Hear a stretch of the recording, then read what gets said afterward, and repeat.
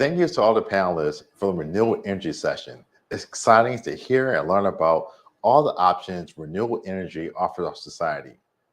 Up next, we have our government and governmental panel discussion, Climate Improvement, Government First Perspectives on Climate Change. The White House delivered on its promise to drive positive change in the climate landscape and brought a new sense of urgency to climate change. In its first 100 days, the administration rejoined the Paris Climate Agreement, elevated climate change to a national security priority, and rechartered a President's Council of Advisors on Science and Technology, and also directed all departments to curb greenhouse gas emissions. Government agencies now have an incredible opportunity and chance to approach changes with climate change with fresh solutions and perspectives. Please welcome our panel of speakers. First, Gotti Bezos O'Connor, Project Manager at NASA Aeronautics Research Mission Director. Also, retired Colonel Al Trimble, and Business Development Consultant for BAE Systems.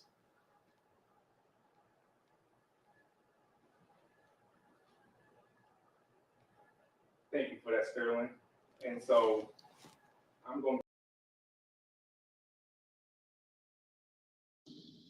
I'm having all kind of troubles today, y'all. This is live. And so I appreciate that, Sterling. I'm going to be guiding the conversation. I'm going to start first with Colonel Al Trimble. Welcome to the show, Al. Ray, good to be here. Ray Sterling, thank you. It's a pleasure to be here. I'm honored. Yes, sir. So I want to start by allowing you a chance to introduce yourself and talk about your background and what you do today. Sure.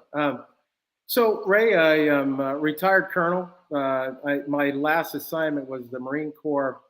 I was the commanding officer of the Marine Corps Logistics Base in Albany, Georgia, where we did a lot of innovation to get after, some of the climate challenges that we were working with, to kind of build resiliency, some energy security, and some energy resiliency into the installation, and that's just to prepare for some of the challenges that we think we'll see in the future, and a lot of the things that we put in place were actually used during some of the destructive weather events like Hurricane Michael and Hurricane Florence. So it is real. The climate change is real, and the effects are being felt today.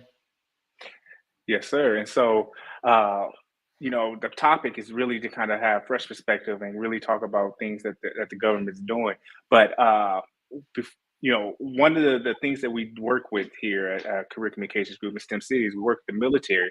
And so before we jump into our topic, how do we make that transition from U.S. Marine Corps to the work that you're doing now? That's probably $1 million question. Yes. So I've always had, I've always had an interest in science, right? And so I was a physics major. I graduated from Morehouse College in the early years with a physics degree, and anytime that in the Marine Corps I had an opportunity to do something that was STEM based, I always kind of volunteered and jumped in, hands first, hand and feet first.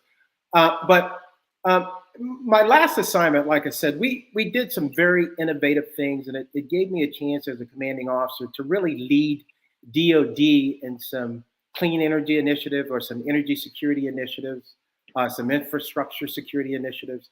And a lot of those things dealt with STEM, right? And so we had what we call IoT devices, Internet of Things devices that we had to connect.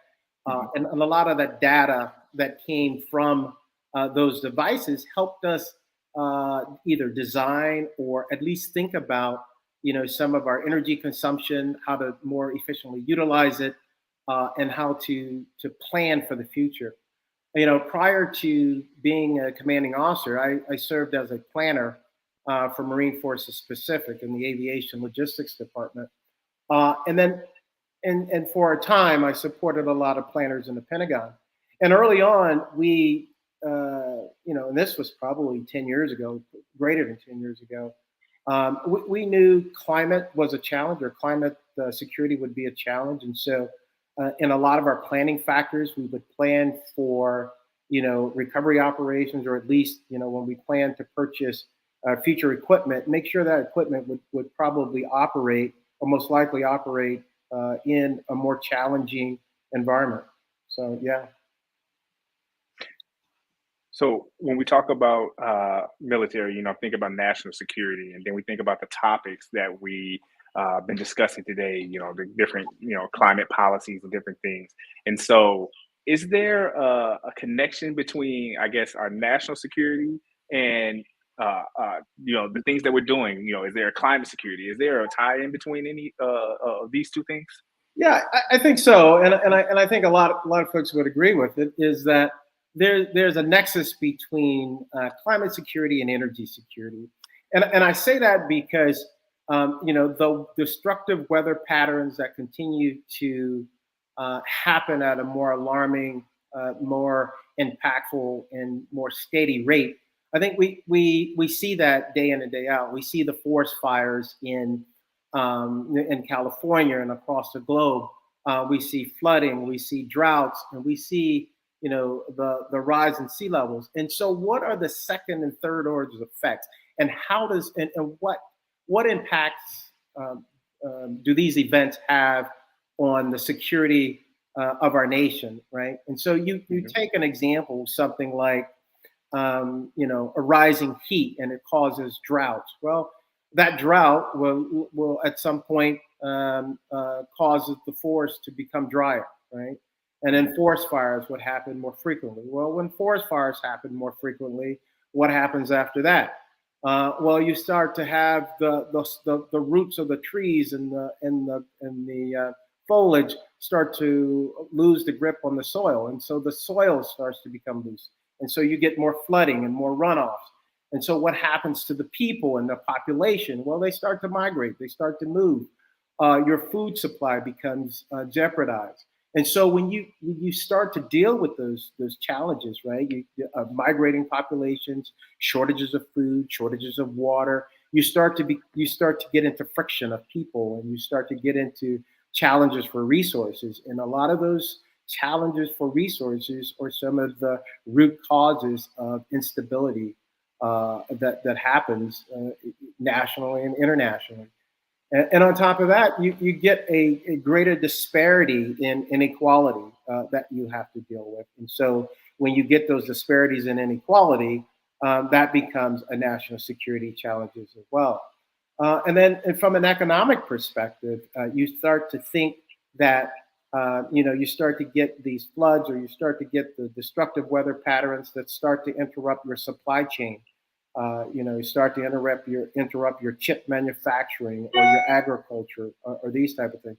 And so what you're doing again is you're inducing friction, or you're inducing some type of economic impact into your society, again causing points of friction that could lead to instability. And so you want to plan for that as best you can. I've been sitting here, we've been talking, all day about all these different climate change solutions, and national security was never even, it never crossed my mind. And so the examples you just gave are serious and definitely needs to be at the forefront of our mind.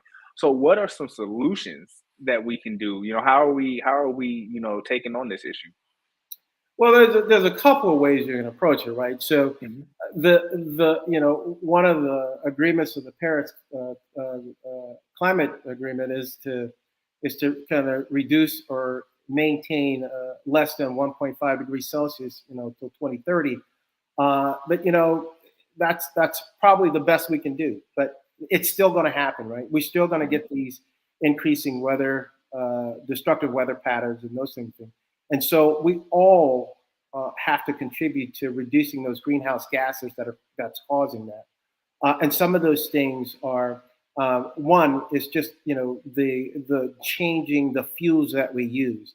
I mean, looking at electric generation differently, whether it's hydro, wind, solar, nuclear, whatever our leaders think is the best solution for us. But we all will have to contribute to it, reducing our reliance on fossil fuels. Transitioning the way we use our current energy sources. and those type of things. And then building resiliency into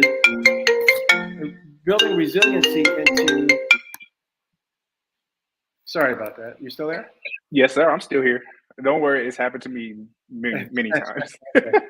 So we build resiliency into a lot of the things that we do. We build resiliency into our grid structure, right? So if there's flooding and natural disasters and hurricanes that causes us to interrupt our power grid, well, we want to build a more resilient power grid. We want to build roads and infrastructure that can handle larger flows of water or drought or what have you. We want to build school systems. We want to build communication networks, and all of these types of things that are important for our daily lives. We want to make sure that they are resilient as possible, so that in the event of one of these destructive weather events, we can bounce back as quickly as possible. And that goes from everything from our hospitals, right? One of the things that people will probably have not considered is that, as the climate changes, the avenues for disease-borne vectors change, right? And so once where you didn't have the challenge of malaria or somewhere else, those vectors can easily change pathways, right? And so you kind of have to plan for those things going forward. You plan for the worst and hope it doesn't happen.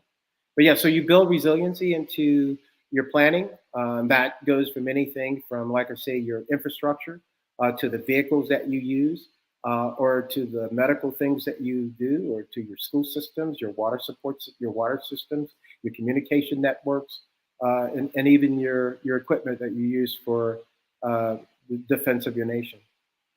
Yes. So we talked about the solutions, and so I guess one of the reporter thoughts question to come is the who.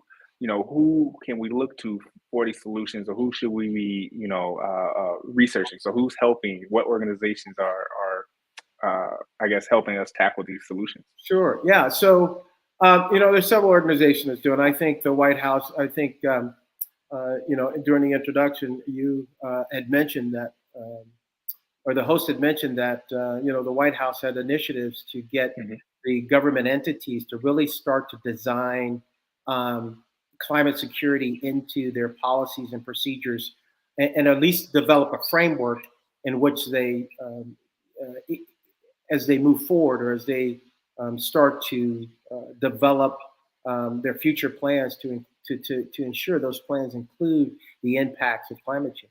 And so within policy, within procedures, within SOPs, it's ever present that you're thinking about the impacts of climate change as you're doing it. And I think, you talk about, FEMA or under the Department of Homeland Security, some of the things that they've got to consider. A lot of the infrastructure policies or the infrastructure codes that we put up or that we build across our country.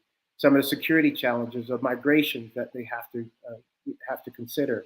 You talk about the Department of Defense, and when you talk about some of the missions that our troops are sent on, like humanitarian assistance and disaster relief efforts that a lot of our troops have been asked to participate in. Or you think about some of our defense civil authorities' requests for defense support during natural disasters. Do we have the equipment set, or can we do a coordinated effort as we start to design our future bases and future infrastructure that can serve multiple purposes other than the primary mission of being a deployment platform for our troops? Yes, sir. So I have a couple more questions for you, and that is the wow, can't talk, long day. The next thing is somebody like me, a regular person. What can I do? How can I help, or how can I better educate myself? Well, I think Ray, I think you're doing a fantastic job. I think first of all, you're informing people, right? And I think that's probably some of the challenges that we have is the one of the best weapons that we can have against climate change is an informed public, and that informed public with the right information. Going out there, understanding the impacts of climate change, understanding what needs to be, finding those resources, whether they're within their particular entity of government that they work in, or their local communities or state and government officials that will provide those resources to get them to support in their local areas. But we all can contribute, right? Watching our energy use, being conscious of those things that contribute to the climate change, voicing our opinions to our public officials. And so a lot of things that we can do, anything that we can do to accelerate the rate at which we decrease our use on fossil fuels and start to at least start to limit the growth of those greenhouse gases that are causing such havoc in our atmosphere. Yes, sir. And before I cut you free and give you your Friday and your weekend, when we did our pre-show, you talked about the organization BOSS, and I wanted to give you the opportunity to talk about what that organization is and what you guys are doing.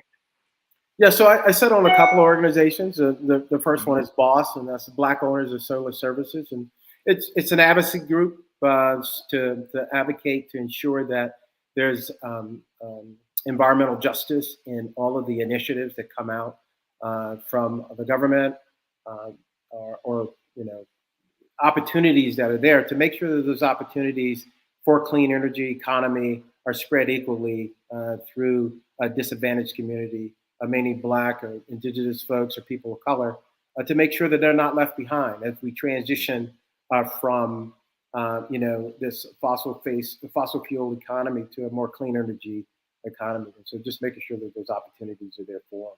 I also sit on the Atlantic Council's Veterans Advanced Energy program as well. And that's an opportunity to help veterans like me who got out, who have a strong interest in climate security, have a strong interest in clean energy, as a way to understand the environment, understand the business nature of it, understand the government policies that support it, and an opportunity to contribute. So thank you for that opportunity. Yes, sir. Mr. Trimble, I'm sorry, you told me to say Al. Al, I appreciate you. And we thank you for coming here and sharing this information with us. Is there anything I left out? Is there any final words or anything you want to lead the audience with before we pivot?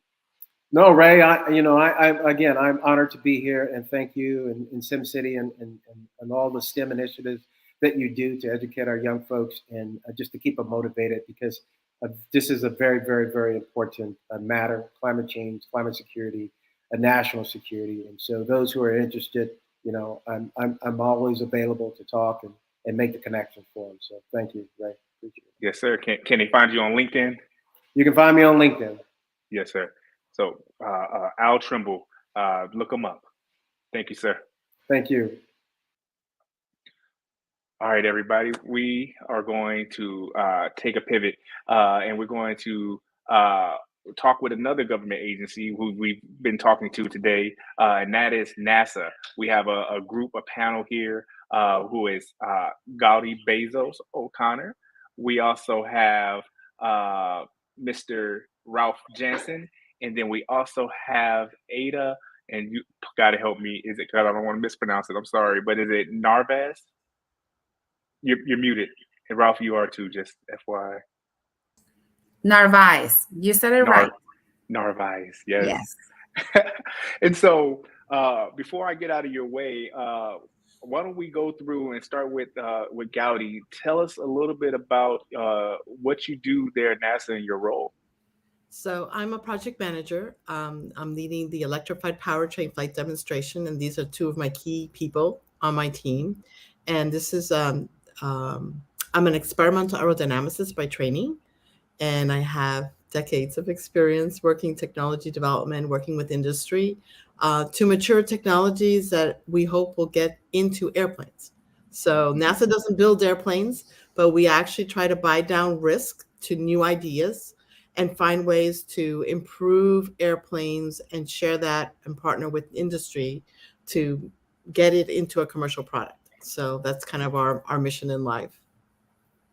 Miss Ada, how about you? So I have been at NASA for 30 plus years, and I work in the chief engineer's office. For this specific project, I've been the chief engineer. And what that means is working with Gaudi as the project manager and Ralph as the key technologist. I bring the perspective of the technical assessment and overall design and integration of, in this case, the powertrain into the aircraft. So I work with the chief engineer's office, works with the projects and programs within the NASA community, and both. I have worked space, and now I'm working in aeronautics. Throughout all these activities that are technology developments, and helping on the actual aspects of the design and integration of those technologies into the aircraft, and helping the project managers such as Gaudi and the technologies to make this a reality and put it into an aircraft and fly it and start maturing the technology to the level that needs to be in order to make it available to the community. That sounds awesome. Mr. Jansen. You just call me Ralph. Hey, thanks for Yes, sir. inviting us. Really appreciate you including NASA in this. So everybody probably thinks of NASA as exploring the moon and all the things that are going on with the new spatial launch system and other things like SpaceX and things like that. But we actually also have aeronautics. And when NASA started, it was a really important part of NASA. It's the National Aeronautics and Space Administration. So all three of us work on the airplane part still. And what does NASA do for airplanes? We don't build airplanes, but what we do is we create technologies. And then once they're matured enough, we work with industry, which is what our project's doing, to turn those into products and make jobs, right? So we got basically two simple things: save the world and make jobs. And the save the world part of this is the climate change aspect, which although climate change is thought of a lot recently, actually aeronautics over its 60-year of building jet planes, we've reduced fuel burn to about a third of what it was when it was in the 1960s. So there's incredible progress, right? But we need to keep pushing more than just fuel burn, all the emissions and everything else. Anyway, and you asked what do I do? I get to play with a lot of fun toys here. I've worked on space and aero, and I do some mechanical and electrical things. I just have the opportunity to work with these two and a lot of other people trying to figure out how to make 737 size planes hybrid electric. So that's what I work on.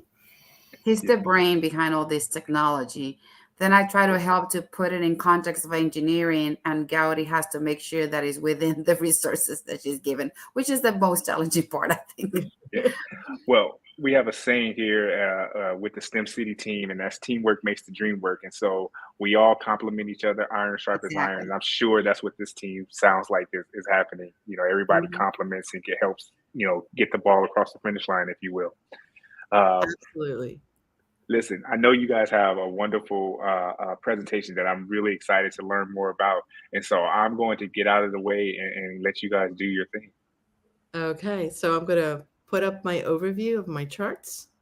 So how do we get it?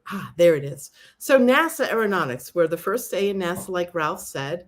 And our focus for our portfolio is to transform aviation, more sustainable, greater mobility, and enable U.S. economic growth. And so we do this in 4 areas. The first area is the top left, which is called ultra efficient transports. So basically, these are the airplanes that you and I fly in whenever we go visit family and friends or vacations. And this is what's called the subsonic airplane. It flies below the speed of sound. Then we have the future airspace. So this is where we have a mix of different types of airplanes. We have small airplanes, general aviation, we have regional, and we have the subsonic transports. Plus, we have UAVs, we have unmanned aerial vehicles, we have a growing field of urban air mobility. That is the bottom right corner, where we're looking to take advantage of urban mobility, where we have smaller vehicles that can take off vertically, use electric power, and transport folks to where they want to be when they want to be. So this is just-in-time travel.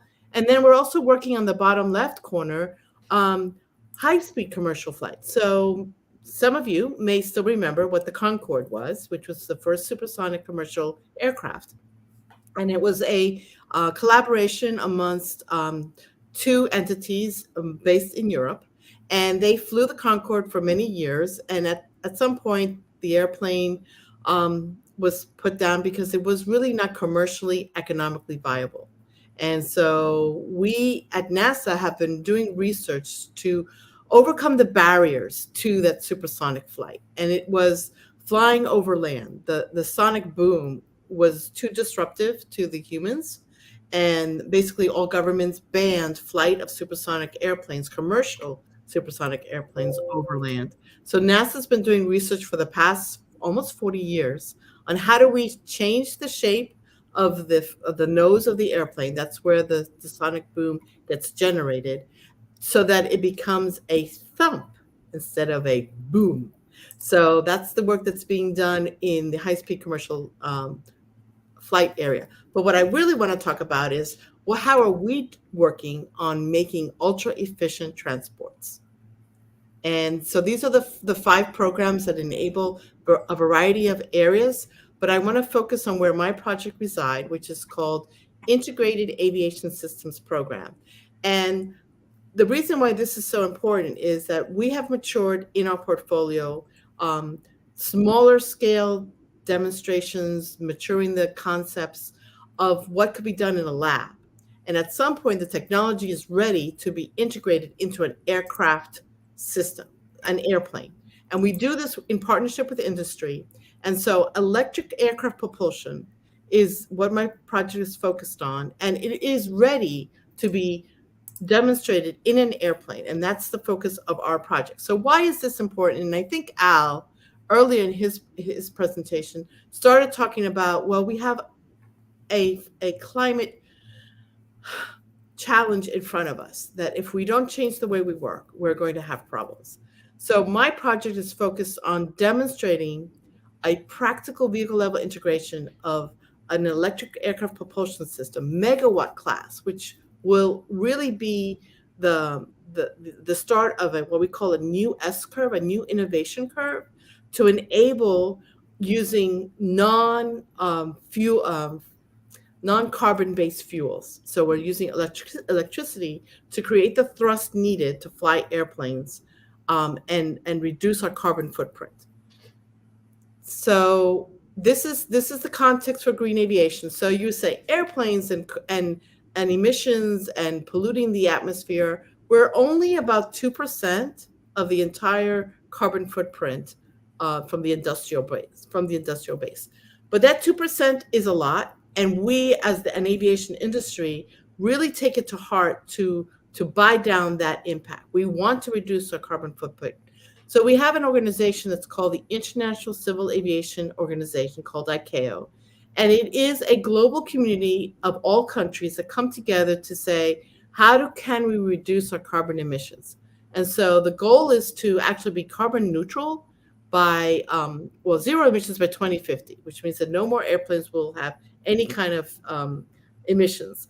But we're not there yet. But what we do need is technologies. We know that the incremental, so there is evolutionary improvements that are done every year. Every year, airplanes have better fuel efficiency, create less emissions, and on the order of about 2% a year. But if we do nothing, we're never going to catch up, because the sheer volume of airplanes that are flying is continuing to grow. So we have to change the technologies.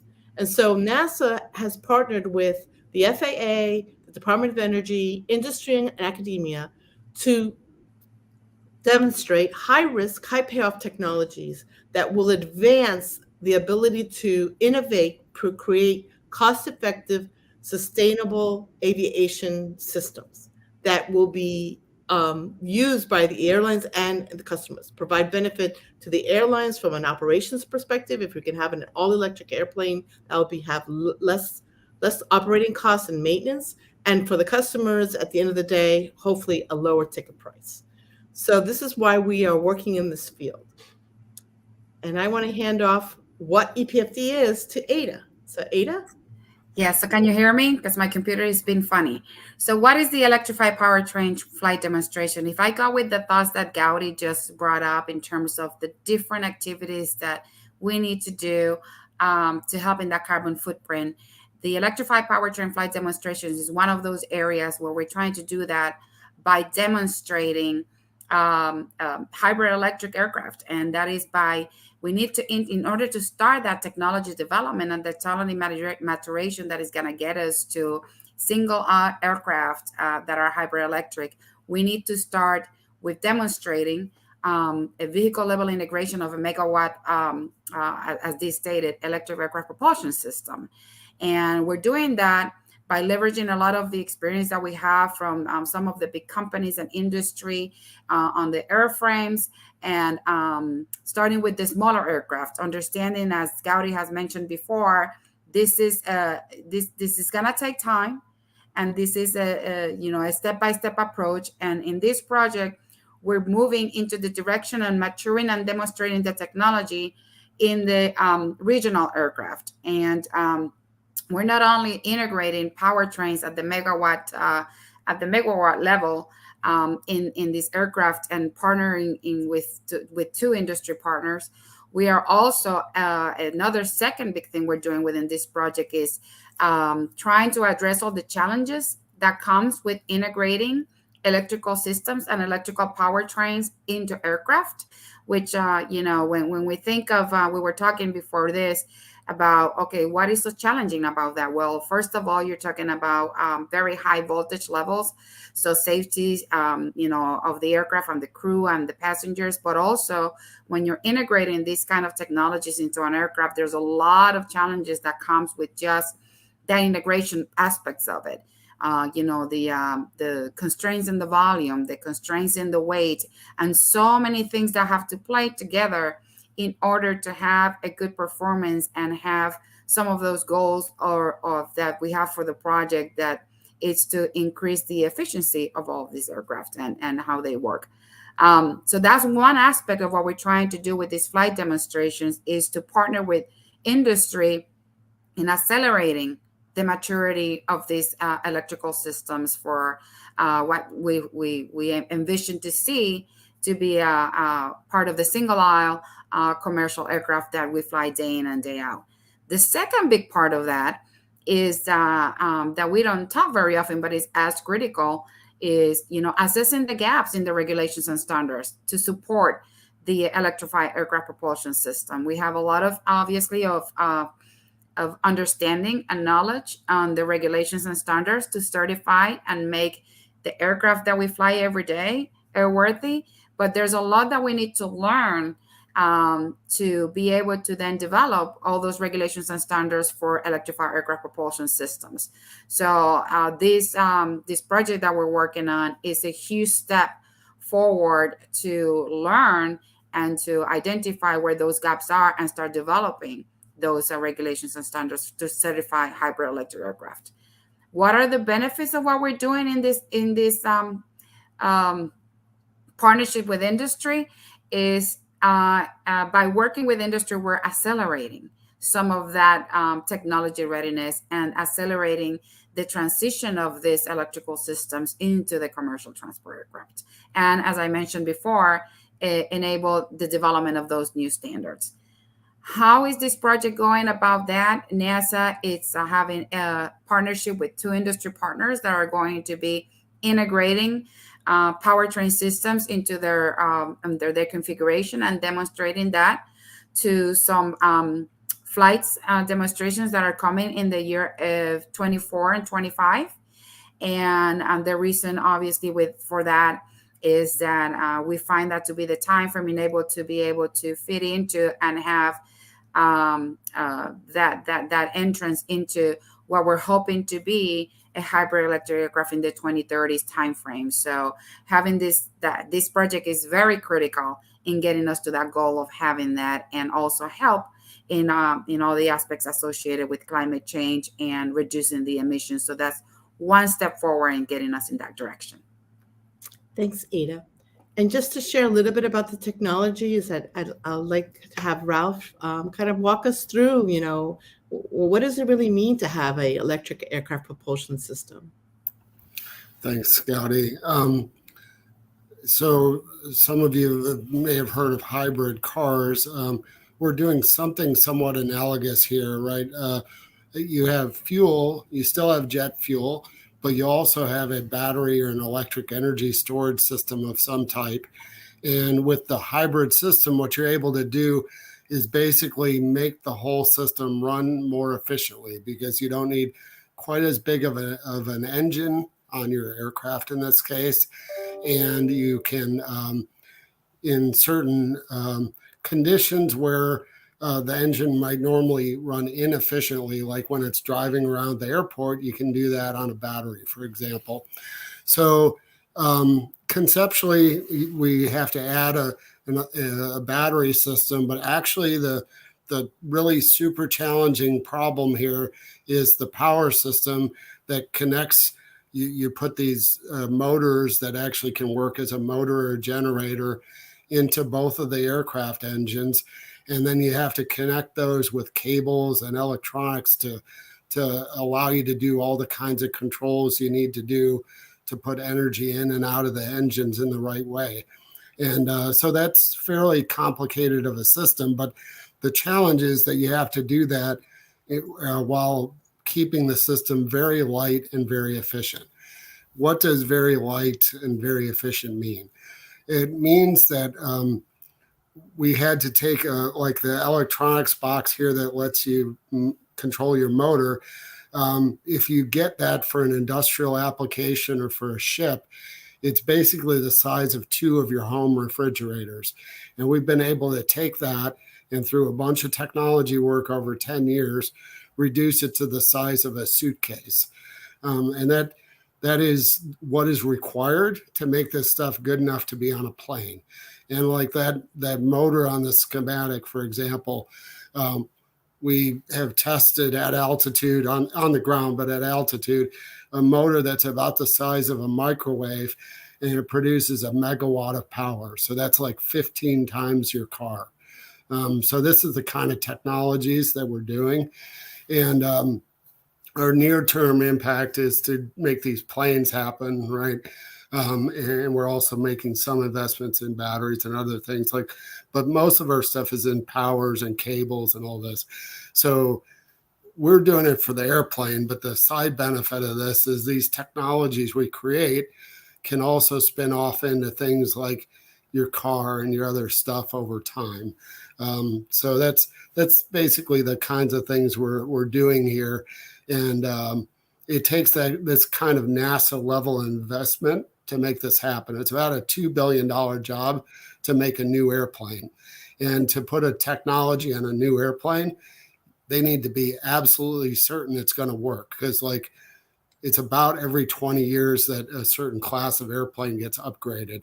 So that's an industry on their own will continue the evolutionary improvements, but a radical improvement like this is where you invest government dollars to make it happen, and then that turns into economic benefit when the companies take it over. Right. Thanks, Ralph. So Ray, this is where our presentation ends, and we'd be happy to have some discussion and some good questions from the audience.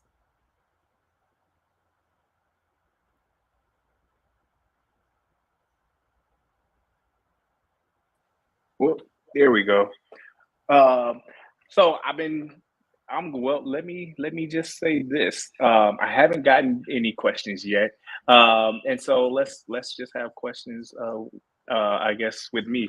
Do you guys have any final words or anything that you wanna leave the audience with? And audience, if you have anything, I'm standing by. If you use that QR code right above Gowdy's head, we'll be happy to ask.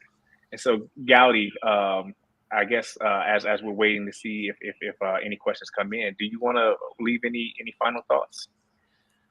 I guess the thing to remember is that this is just the first step. Electrified aircraft propulsion. This is a feasibility flight demonstration. So we know that there's still a lot of work that needs to be done, and we're hoping that in partnership with industry, we will learn what are the the other challenges to making this a reality for the single aisle market, which is the 737 size, 757 size aircraft. We do believe that the first entry of hybrid electric systems will be at the regional market. So these are the smaller airplanes, probably the ones that are if you go into an Embraer or a business jet, they could transform their electrical system, their propulsion systems to be hybrid electric. And that's kind of our first goal is to have that. And NASA's continuing to do research because there's other opportunities to improve electrified aircraft propulsion. And these are all collaborations with industry. And it's really important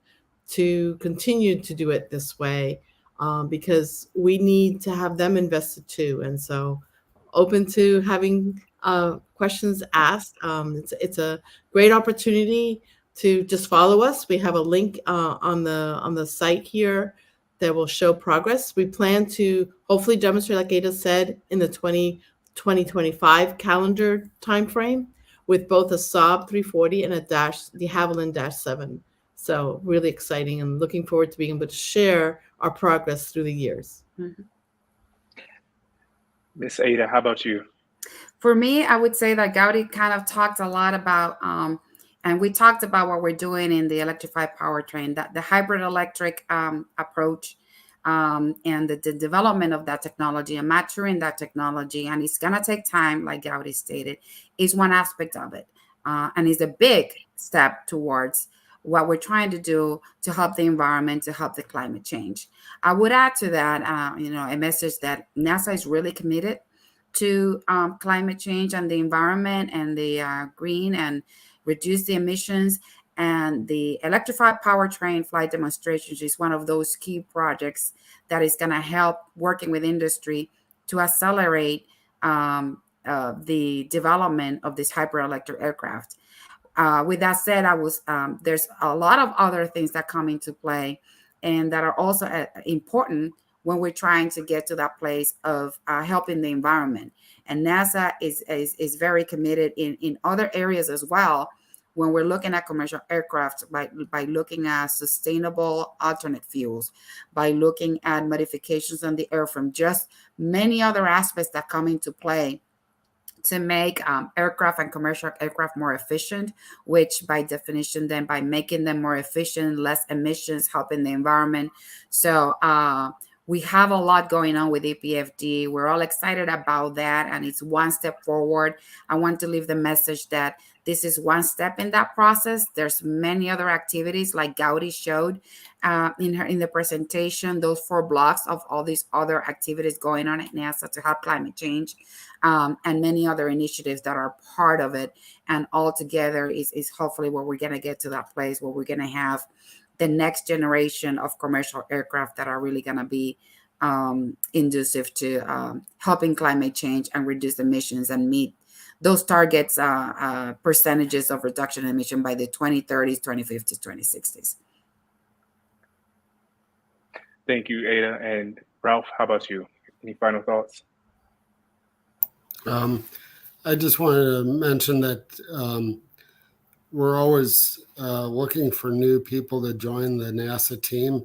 And there's a lot of interesting work here.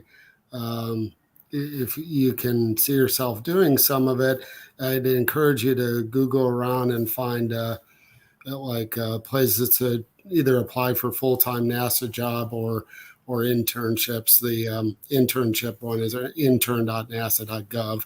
And if you look around, you can, through USA Jobs is how you apply for full-time regular employment. But it's an exciting time to work. And here in aviation, we're talking about it like the third era of aviation, right? It started with piston-based airplanes with the Wright brothers and the first several decades. And then we went to the jet age, and now the electric age is actually happening. 10 years ago, nothing was flying electrically. Now there's all kinds of UAVs flying electrically. Actually, the first certified 2-person small plane flew in 2019, and it's just growing and growing. So a lot of interesting stuff, and it's a fun thing to work on. Well, Ralph, I was thinking of a question that I could ask, and you actually just took my thunder a little bit. But you, Sorry. you did answer the question. It was because I'm always thinking about opportunities for young people. I mean, that's one of our biggest things, one of our biggest missions here at Career Communications Group in the STEM City USA is to provide resources for the STEM community, specifically young people. And so that was my question was, how can, people There's try to get involved? there's a whole bunch of ways to engage, right? I mentioned the internship programs. We have government employees, but we have non-government. My point being, there's a couple of different ways to do internships. All the centers have local events that you can go to the centers and get a flavor for what's going on there if you happen to be physically near a center. I don't know, this is for STEM, but for small businesses, there's a lot of engagement through SBIR and stuff. And there's also through universities. We in Aeronautics started a whole special program for university-led initiatives, right? The point is we are trying everything we can to engage youth in the new ideas and actively bring forward a broader community around the country, kind of from all kinds of different backgrounds, to engage with NASA and then grow the future of NASA. So there's a lot of ways to engage. And one of the things that's really important, I find, is that we really are at a crossroads. The traditional disciplines of engineering, being an aeronautical engineer, being an electrical engineer, being a materials engineer, it really is now an interdisciplinary area. To make hybrid electric work, to make electric aircraft work, you need to bring those disciplines together. Like Al said, he's working on the ground infrastructure. That knowledge is important, but when you have to take that knowledge and bring it to the aerospace high altitude, high voltage environments, it requires a growth of knowledge that is not there. So this is an area that you can make your own path forward. If you love electrical engineering, bring that to the aerospace industry. If you're an aero person and you want to grow to the future, it's electrification, it's sustainability, it's looking at how do you leverage the environmental resources in a way that doesn't deplete our carbon fuels, but leverages them where it's really is value added. Because we're using carbon fuels now because it's the only thing we have. Yeah. So I think that it's really important for the young folks who are looking for a challenge is that interdisciplinary experience. And I would encourage every college student to get hands-on experience. Get on a team that's actually building hardware, testing robots, testing UAVs. That hands-on tactile experience will help you understand the book knowledge you're gaining, but it will help you apply it in real-world situations. And those are the kind of folks that we are looking for, people who are willing to go and tinker in the lab, build something, fly, fail, learn, fly again, design and fly again. So we're really trying And I to would add to, accelerate I'm sorry. innovation in the U.S., right? And you may come through NASA and then go to some other company, but sorry, go ahead, Ada. That's okay. I was just going to say, I was going to add to what Gaudi just stated and what Ralph stated, that you mentioned engineering, which obviously a huge part of all of this is so interdisciplinary.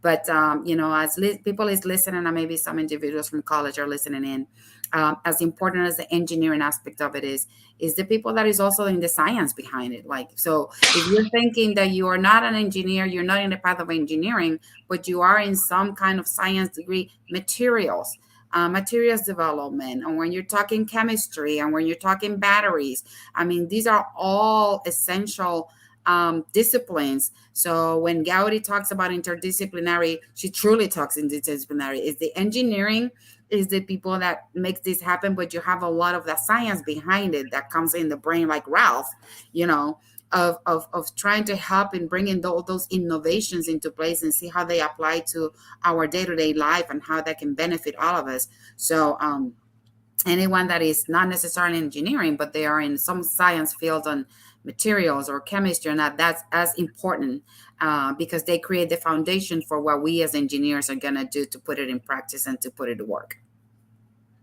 So what I'm getting is we need everything. We need everybody, Yes. not one specific area or specialty. I think is what I'm looking for.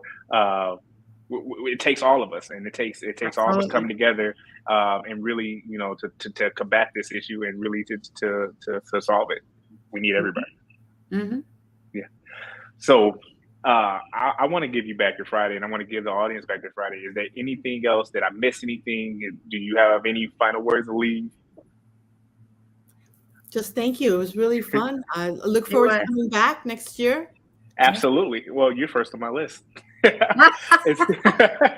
Well, thank you. Like, I really appreciate it. I know you could be doing a lot of different things on your Friday, but you decided to be here. You decided to come into the STEM City Metaverse and really inform our audience, and really helped us kick off our first ever Green Summit. And so I think throughout the entire day, we really had a lot of informal, entertaining sessions. And I think this was the perfect session to kind of land this plane, if you will. Mm-hmm. Yeah. And so, everybody, I'm going to kick it back over to Sterling to close us out. Thank you for joining. Thank you for being here, and we will see you next year. All right. Thank you. Thanks for having us. Thank you.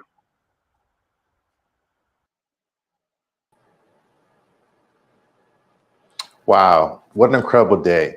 Thank you, everyone, for joining and participating in STEM City's first Green Summit. Thank you to all our valued speakers for taking the time to share information on where and how we can get on the roadmap to a better, greener future. We hope you enjoyed today's sessions, learned something new, and made some valuable connections. We look forward to seeing you back here at the next event on STEM City USA. Once again, have a safe weekend and have a wonderful night. Thank you. Goodbye.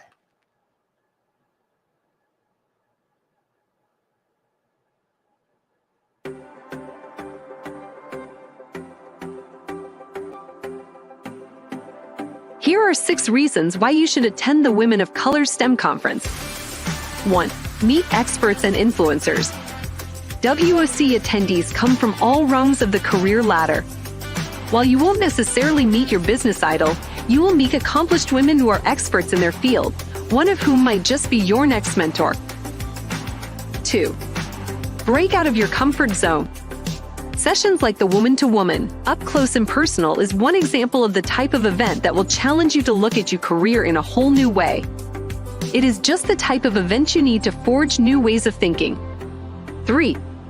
Educational opportunities. WOC seminars and workshops offer new ideas and trends, exposure to different point of views, new ways to be more productive, opportunities to learn from others, and ways to improve skills and knowledge. 4. Networking with peers. WOC offers opportunities to mix and mingle and form new relationships. It is a valuable resource for best practices to uncover new ideas and spark inspiration when you get to know each other over coffee, lunch, or cocktails at a WOC event. 5. Position yourself as an expert. Frequent attendees to WOC are often asked to lead workshops at the conference. This goes a long way in establishing you as an expert in your field. You'll boost your reputation among your peers, clients, and employer. They'll feel good about their association with you. 6. Have fun. Enjoyment while managing career growth can be rewarding and fun. A little fun with interesting people can be very powerful.